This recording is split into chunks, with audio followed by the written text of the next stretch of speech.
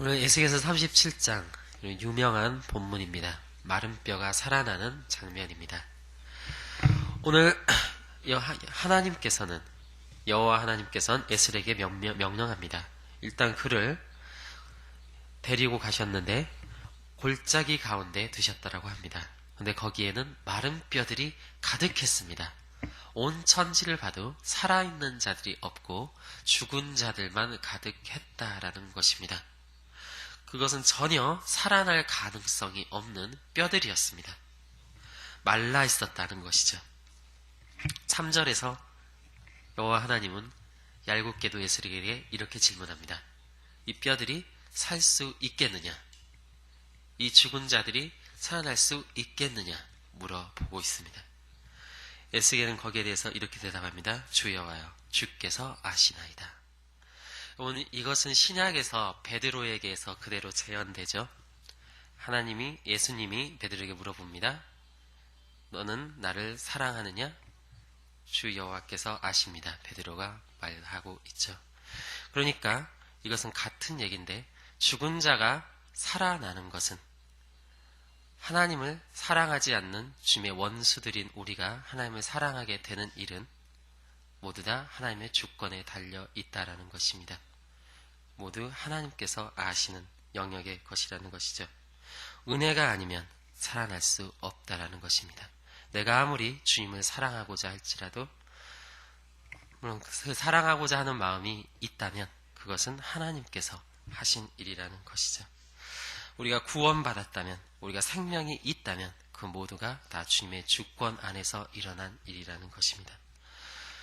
오늘 여호와 하나님께서는 이 무의미해 보이는 말씀 선포를 에스겔에게 하라고 말하고 있습니다. 마른 뼈들에게 말씀을 선포하라는 것이죠.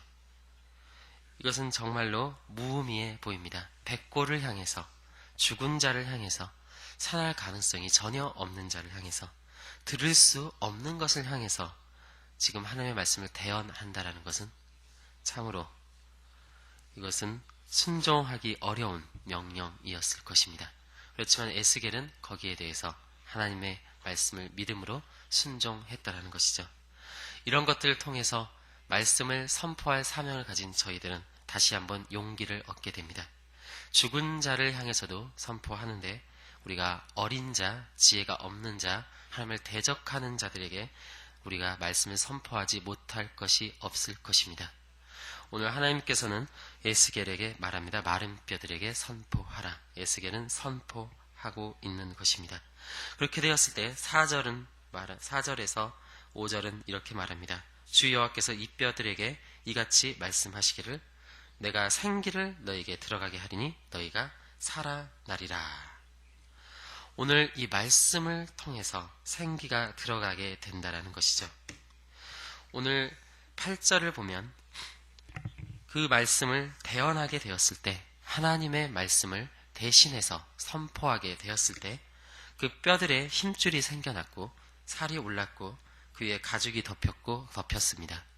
그러나 그 속에 아직 생기는 없었습니다. 자, 그런데 이제 9절에 보면 이제 하나님은 다시 한번 에스겔에게 명령하는데 인자야 너는 생기를 향하여 대언하라고 말합니다. 지금 말씀을 어떻게 대언하라고 하죠? 생기에게 대언하라고 하고 있습니다. 사람이 아니라 성령에게 대언하라고 하고 있다는 것입니다.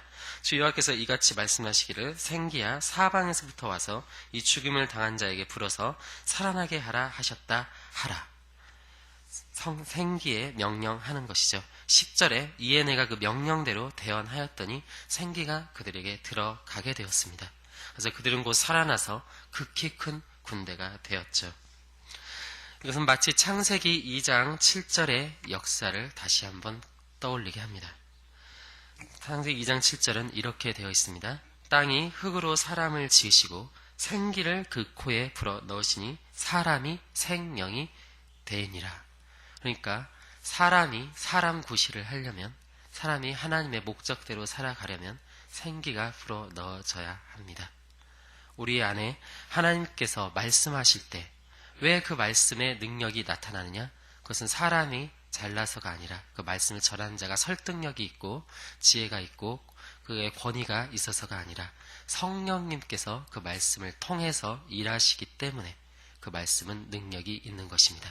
그렇기 때문에 우리는 그 말씀을 선포할 때, 그 말씀을 가지고 전도할 때 우리는 이 하나님의 성령의 능력을 믿음으로 우리는 선포해야 할 것이며, 그 말씀의 선포가 온전하게 이루어졌을 때 성령님께서 일하는 것을 우리는 경험할 수 있을 것입니다.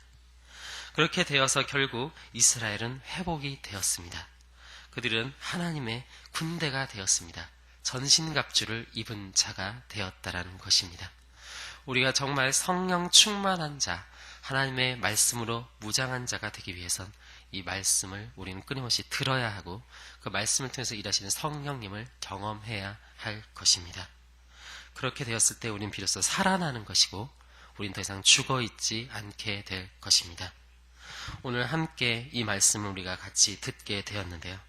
우리가 하나님의 그 말씀이 내 안에서 정말 이 마른 뼈가 살아나는 것처럼 이루어질 수 있도록, 그래서 그 성령이 우리 안에 불어와서 그 생기가 불어와서 그 하나님의 역사가 내 안에서 이루어지는 것을 꿈꾸며 우리가 정말 다시 태어나는 그 일들이 일어나게 될 것을 제가 기대하며 오늘 이 말씀 마무리하도록 하겠습니다.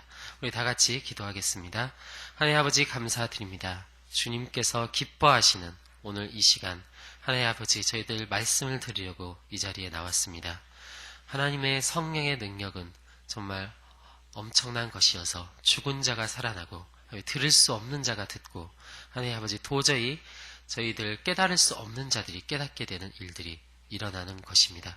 왜냐하면 그것은 사람의 일이 아니라 하나님의 주권에 달린 일이며 하나님의 성령님께서 하시는 일이기 때문에 그렇다는 것입니다.